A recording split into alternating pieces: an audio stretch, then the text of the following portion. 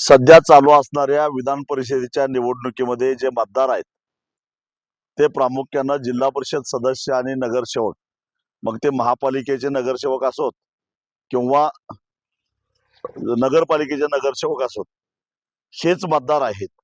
आणि या मतदारांना आधीच सरकारनं कर्जमाफीसाठी अपात्र ठरवलेलं आहे. त्यामुळं निवडणुकीचा आणि निवडणूक आयोगाचा बागुलबुवा दाखवून त्याची घोषणा करता येणार नाही असं सरकार जे सांगतंय ते धादांत खोटं आहे. एक मुळामध्ये या निवडणुकीचे जे मतदार आहेत त्या मतदारांच्यावर प्रभाव टाकण्यासारखा त्यांना लाभच होणार नाही या कर्जमाफीचा, तर मग प्रभाव कसा काय पडणार?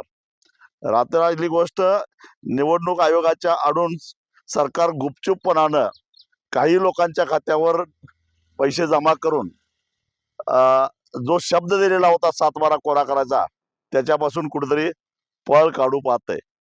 पण सरकारनं एक ध्यानात ठेवावं, आम्ही हे सहन करणार नाही.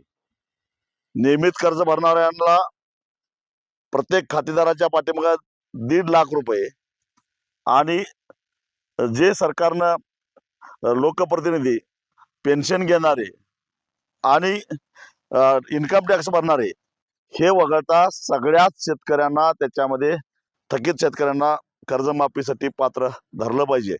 याच्यामध्ये काही बदल झाला, ज्या पद्धतीनं वाजत गाजत त्यांनी लाडकी बहीण योजना जाहीर केली आणि आता अनेक बहिणींना त्याच्यामधून वगळायला सुरुवात केली आहे, तसं गुपचूपपणाने कर्जमाफी राबवून अनेक पात्र शेतकऱ्यांना अपात्र करण्याचा प्रयत्न केला तर आम्ही हे खपवून घेणार नाही.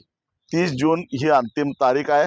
त्यानंतर महाराष्ट्रामध्ये आंदोलनाचा एक भडका उडल्याशिवाय राहणार नाही आणि सरकारनं स्पष्ट करावं, काही निवडणुकीवर परिणाम होत नाही, आयोगाला जे काय करायचं ते करावं, परंतु विधान परिषदेच्या निवडणुकीवर प्रभाव टाकेल असा हा निर्णय नाही आहे. हा निर्णय आधीच झालेला आहे, बजेटमध्ये तरतूद झालेली आहे.